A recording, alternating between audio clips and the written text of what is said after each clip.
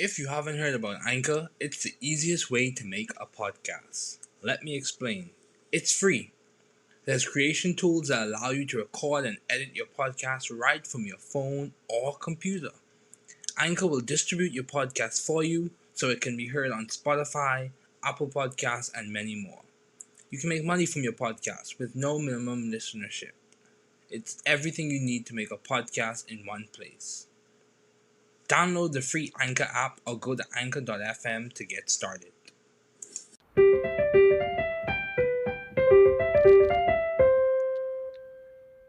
Welcome to the new Chemist. We're glad you're listening. Feel free to download this podcast on Google Podcasts, Apple Podcasts, and Spotify. Here on the new Chemist, we discuss chemistry, which simply put is the science of change, as well as careers, community research, and COVID-19. We're happy you're tuning in. My guest today is Dr. Todd Golub. Thanks for joining me today. It is good to hear from you. Just briefly, I'll inform my audience about you.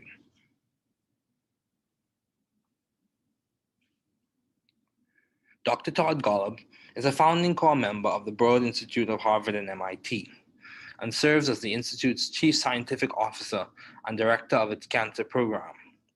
He is also the Director of the Gerstner Center for Cancer Diagnostics at the Broad Institute. He joined the faculty of the Dana-Farber Cancer Institute at Harvard Medical School in 1997. At the same time, he served as the leader of cancer genomics at the Whitehead Institute and MIT Center for Genome Research, which evolved into the cancer program at the Broad Institute, which he has directed since 2004. Dr. Golub is currently the Charles A. Dana Investigator in Human Cancer Genetics at the Dana-Farber Cancer Institute and Professor of Pediatrics at Harvard Medical School. He is the recipient of multiple awards, including the Erasmus Hematology Award, the Richard and Hinda Rosenthal Memorial Award, and the Outstanding Achievement Award from the American Association for Cancer Research, the Paul Marks Prize for Cancer Research, the E. Med Johnson Award from the Society for Pediatric Research, and the Judson Darland Prize for Outstanding Achievement in Clinical Investigation from the American Philosophical Society. Dr. Golub has served in the scientific advisory boards of numerous organizations, including serving as chair of St. Jude's Children's Research Hospital and the board of scientific advisors of the National Cancer Institute. Please welcome Dr. Todd Golub.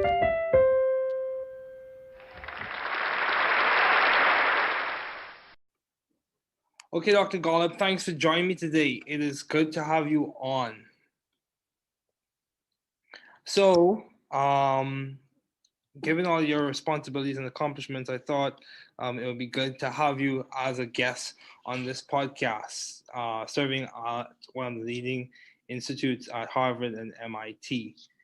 So my first question for you is, what have been your longstanding interests in the field of science? Well, first, David, it's great to participate in your podcast. It's great that you're doing this, and I'm happy to be here. So I have had a longstanding interest in this interface between medicine and basic science, and that just continues to get more and more interesting as more opportunities for translating what we're learning in basic science labs into the clinic are availing themselves.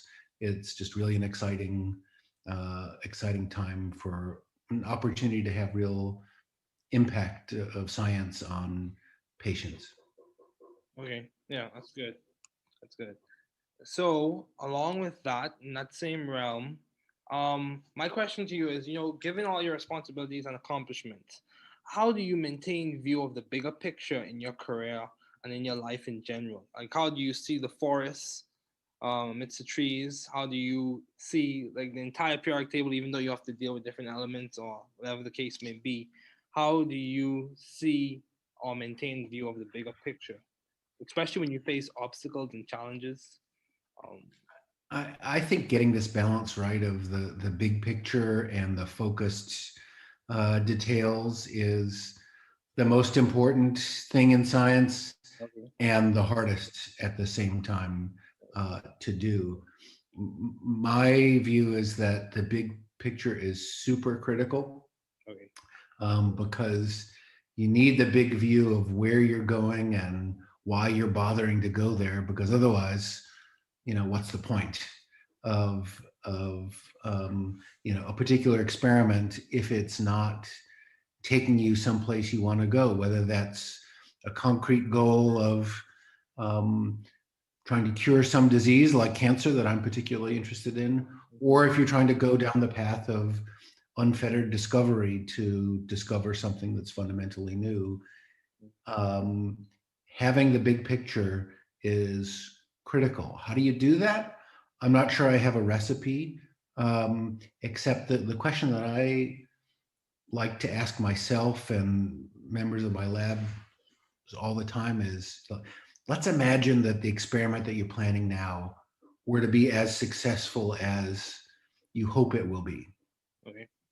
Will it make a difference? And will people care? In my view, the worst possible experiment or project is one that's successful in the narrow sense, but nobody cares. Nobody pays attention to it, doesn't really move the needle, doesn't impact the field. And so there we shouldn't be so excited about a project that is, you know, successful in some way, but doesn't really advance the field. I'd rather strike out and not be successful on a really important project that has the potential to matter than do something that just doesn't make any difference. Okay. So I think trying to keep that eye on the ball on the big problem you're trying to solve and not be too distracted or demoralized Mhm. when the shorter term obstacles pop up, as they always do. Yeah. The goal isn't to solve the short term obstacles and problems. The goal is to solve some bigger picture question and persevere through the roadblocks that get in your way. Yeah, I completely agree. Perseverance is very important, especially in this time where a lot of people are facing different challenges, even in the academic sense, with classes being in a different format from what they're used to, or in the economic sense with the loss of jobs. So, along the same lines, how have you been adaptive and or creative in the field of science? You work at one of the most prestigious schools. How have you been adaptive or creative? What project that you are currently working on, or have worked on? What project would you say has been like the hallmark of your creativity, if you had to label one as such? Yeah. Well, I'm so glad you asked this question about creativity, because I think creativity is just at the heart of pretty much all great science, Okay. any aspect of science. And I think that concept of creativity comes as a surprise to many. I think many non-scientists think about science as, oh, you must be really brilliant and or have kind of encyclopedic knowledge of scientific facts, and that's what they think science is: being a master of the universe of scientific details. And I suppose that stuff doesn't hurt, but it's certainly not enough.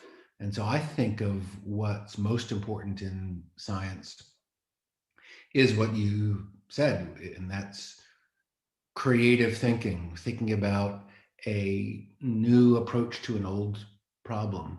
For example, really trying to think in novel, out of the box kind of ways. That's just super critical. And I think, I maybe have an extreme view of this, but I think that scientists should be surrounding themselves with other creative people, non-scientists, artists, for example. So, with that in mind, I helped start an artist in residence program at the Broad Institute, Okay.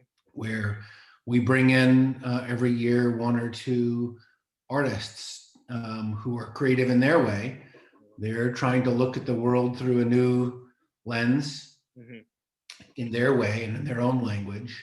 And so we bring them in and have them hang out at the Broad Institute and Mhm. talk to scientists with the hope that that sort of creative thinking very indirectly will have a benefit on the creative thinking of scientists at the Broad. Okay, wow, that's commendable. So my question to you is along the same lines. So it's quite clear that you have been successful in terms of in the additive process when it comes to research and projects in your lab. So how do you go about coming up with ideas for research? Do you like reference old literature and review the previous literature and get insight from the past, or is it just like you get a spark of insight or innovation? How do you go about coming up with new ideas for you to do research on you in your lab? So that's an interesting question, and I don't have a process for it, All good. um, and I would say that the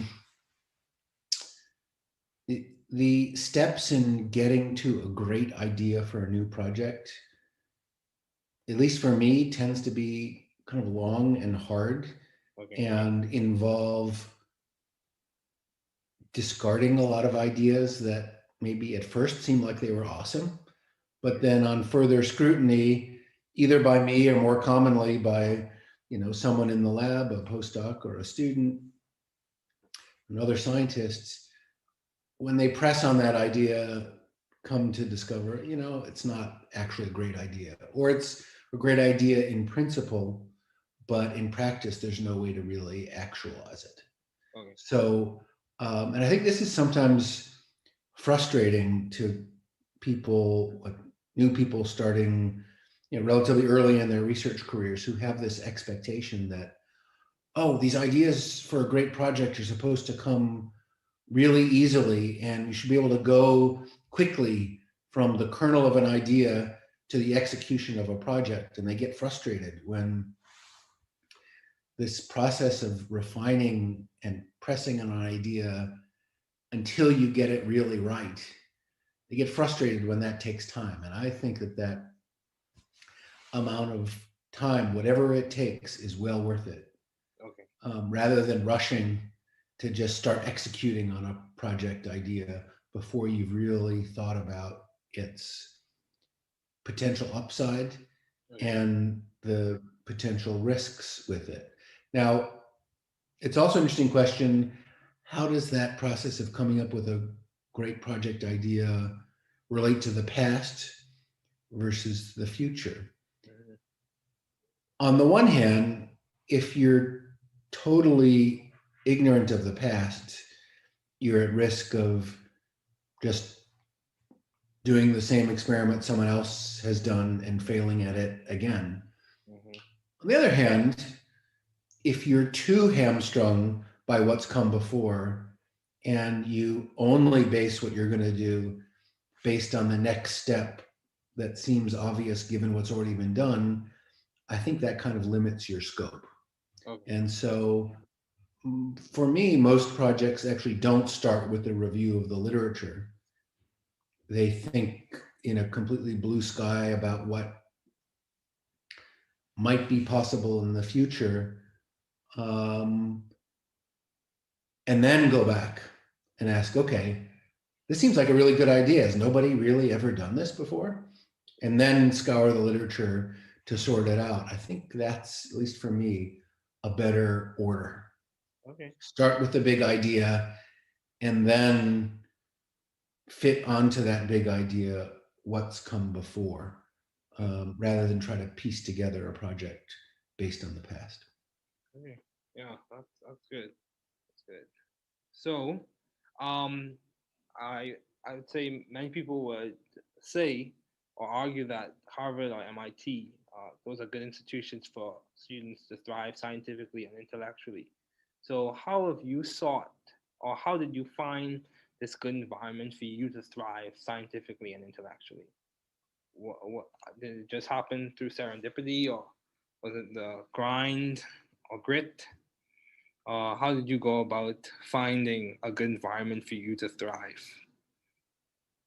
Yeah. So I think this question about scientific environment is really critical, Okay. and maybe the most critical uh, thing to think about.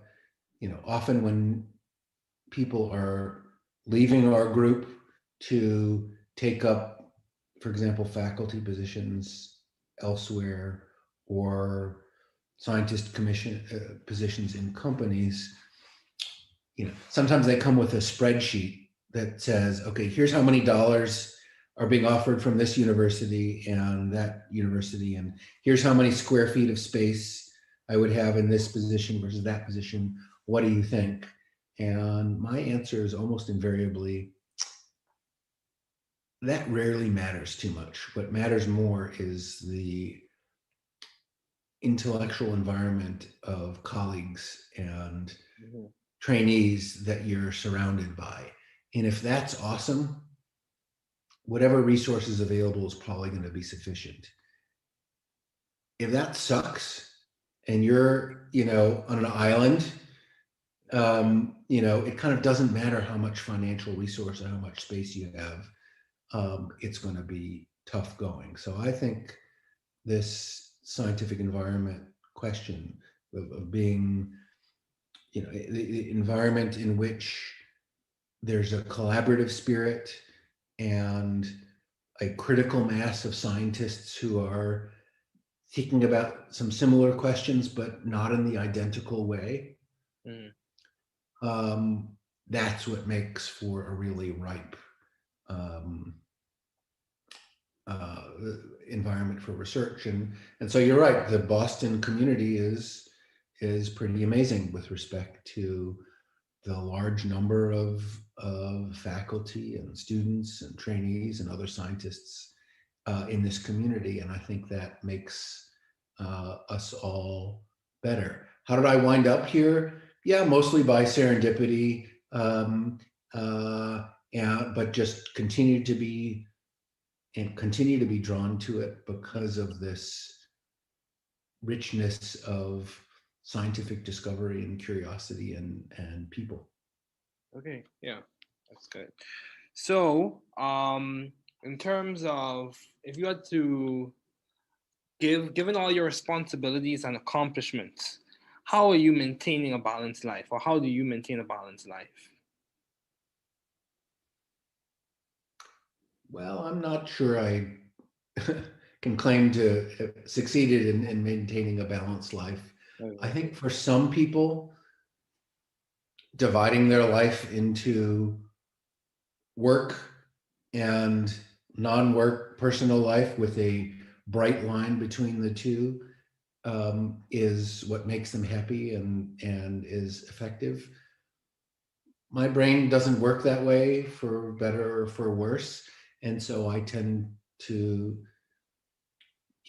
think of what I do as a person and as a scientist as a big continuum where sometimes the balance is wrong at Okay. any particular time, Okay. and then it swings the other direction at a different period of time, and that kind of flexibility uh, works for me. I think one of the skills in developing as a PI that often doesn't come naturally, Okay. didn't come naturally to me, but now I've gotten better at it, is how to say no to things, Okay. and to really only say yes to those things that you think are going to really drive your own scientific program Okay. or have some other kind of positive impact, supporting students and trainees or making the world a better place in some other way. If it doesn't really move the needle in some dimension Mm-hmm. that's significant, just say no. Yeah. And that is easier said than done, but um, doing that can have a big impact on your sanity and work-life balance for sure. Wow, that's good. Yeah, I completely agree. I'm for me personally as a graduate student, like I'm still figuring out balance myself. So I completely agree. Sometimes balance is a dynamic process. It's not I have achieved it or I have reached it completely. So, um, I after reviewing your profile and seeing all the work that you've done and the impact that you've made, I would say by many standards, people would say you have been successful as a professor in the field. So, what would you attribute to your success? What has been the guiding factor or the impetus on which you have been so successful as a professor? Yeah, I'm not sure, but I would say that for me, the key to success is um, keeping focused on trying to make progress on a really big and important set of problems and being open to taking that on with colleagues together to solve a really important problem rather than focusing on what am I going to do myself as a professor or as a lab head. Okay. Because I think if you can think of the world in that way, it turns out you can take on projects and problems that are much more important when Okay. you do it collectively and collaboratively and focus on solving the problem rather than doing it just focused on your own lab. And that's been, I think, useful for me to keep that in mind. And if you do that and wind up making scientific progress, it does just fine for your own career. Mm-hmm. So it's not like it's falling on your sword to collaborate and to share in authorship or leadership of a complex project if the project really benefits from that joint leadership. There's plenty of notoriety to go around for everybody. And so that's what I try to keep in mind. If you keep your eye on the goals and take the approach that you're going to do whatever is needed to solve those problems Mm-hmm. for the field and ultimately for patients, everything will turn out fine. Okay. Yeah, that's good. So, at the Broad Institute, I noticed there's a lot of collaboration. You mentioned how you even have collaborations from people who may not work directly in the field of science, as you mentioned with the artists in residence. So, how have you maintained vision and teamwork in your environment? What has been how have you done that? Yeah. So I think um, the key to teamwork, I think, is having a goal that everyone is excited about. Okay. Feels like there's common cause. Yeah, that's a really important problem that I couldn't solve by myself, but I could be part of solving it together with others. And so, if the problem you're trying to solve isn't very important, Mm-hmm. why put up with the complications of some kind of complex, collaborative, team-based approach to science? Much simpler to do things just in your own group. Mm-hmm. But once you realize that actually you can't move the needle in the same way that you can by working together, then the synergistic, collaborative, team-based science is logical for Okay. what you would want to do. And you're happy to put up with the occasional complexities of, yeah, it's sometimes decision making is less straightforward when you have multiple leaders working together to solve a problem than it is if you just have an individual leader. Oh well, that's part of the cost of taking on a project which, if successful, will really change the world. And that's a trade-off I'm more than willing to take. But that's why, again, getting back to where we started, it's super critical to make sure you're working on the right problems. Mm-hmm. Because if you're going to try to organize all this complex interaction and collaboration, but for a project in a goal that doesn't really matter, who needs it? Yeah, that's true. And similarly, I think, some people have what I think is a bit of a fantasy that if you simply put people from different disciplines together in Hmm. the same building, for example, or on the same floor, or around a coffee machine, that somehow a beautifully synergistic, multidisciplinary discovery will come out of it. Hmm. I don't think that happens very often. Rather, I think the way it works is that if you have a group of people that are aligned in their desire to solve a problem, and they share the view that we should bring whatever discipline and expertise and approach is needed to solve the problem, then you're well positioned to make multidisciplinary discoveries because you're trying to solve the same problem. You're all rowing together. Okay. So, taking a shift or switching gears, why did you choose medicine as a field to do your doctoral studies in? Why did you choose to go to med school? So, like many people, coming out of college, I was torn between should I go to graduate school? Should I go to medical school? Should I do MD, PhD? And, I was tortured um, by that distinction, as many are.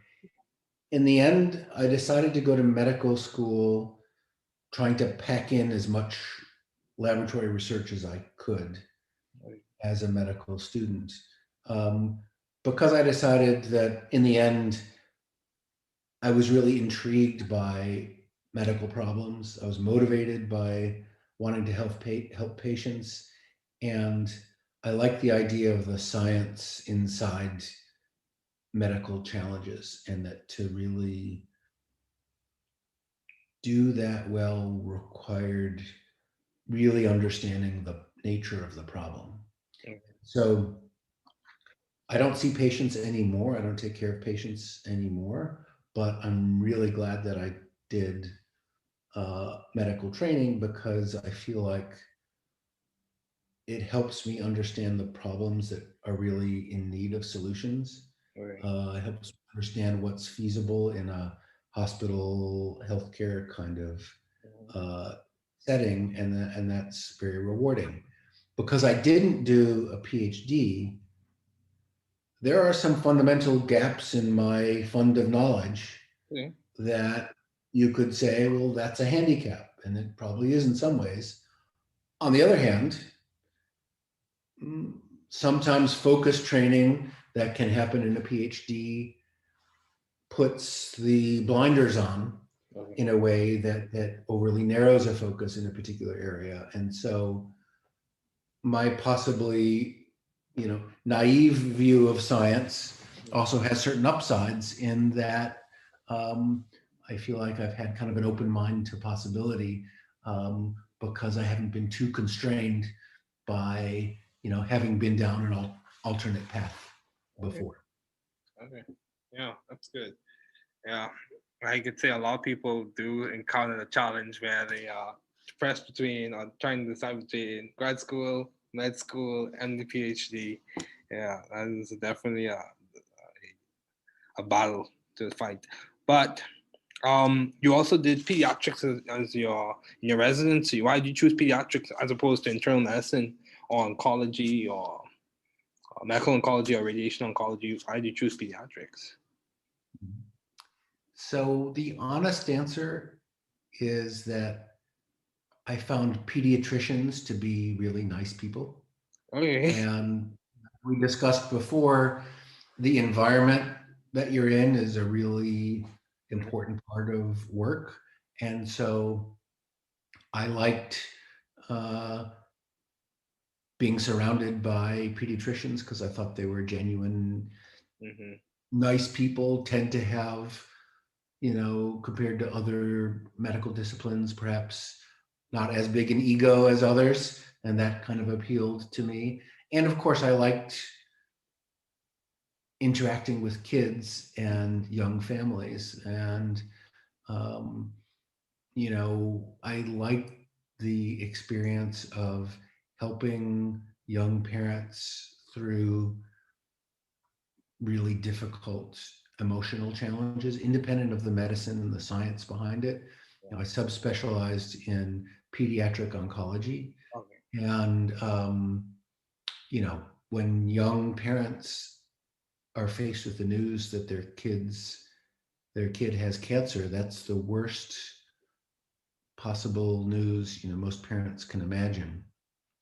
And so having to break that news to them on the one hand was very difficult and unpleasant. On the other hand, it was one of the things that brought me the greatest satisfaction and as a doctor, because if you can help a family Mm-hmm. through the darkest period for them and help them see a ray of light and help them understand something really complex and help them see that there's reason for hope Yeah.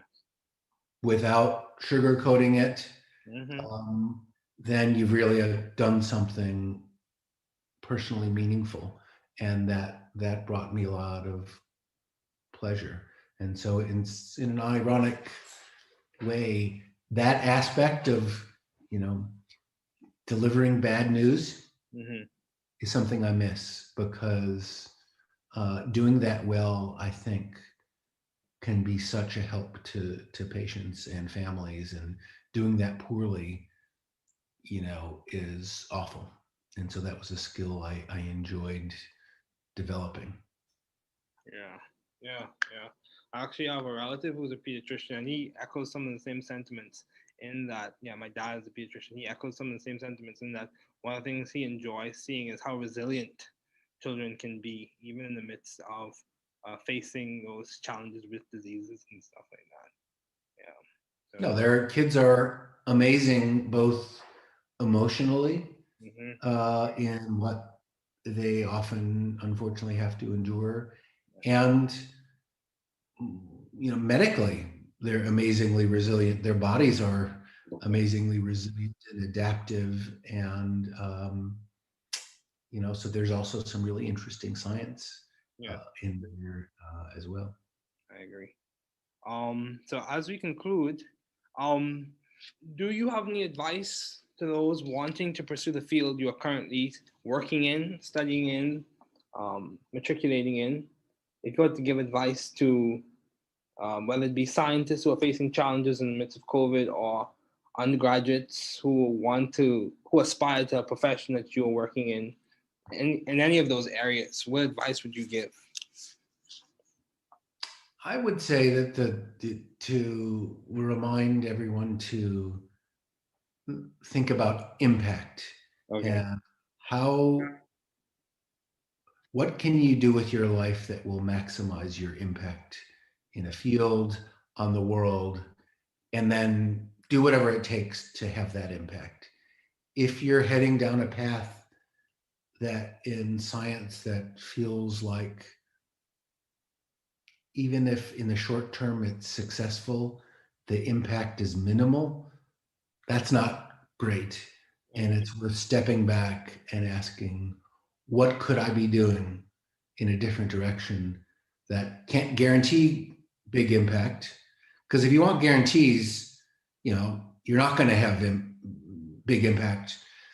The guaranteed successes gives you incremental success. It doesn't give you the really dramatic impact that I think we'd all like to have. And so that means being willing to take on some risk, and I think that's okay and good. Um, but just make sure that the potential for big impact is there, because if it's not, you should be using your talent and your brilliance and your creativity and your motivation and hard work. You should be putting all those skills to work on something more important. I agree. So, Dr. Golub, thank you so much for joining me today. It was good to have you on.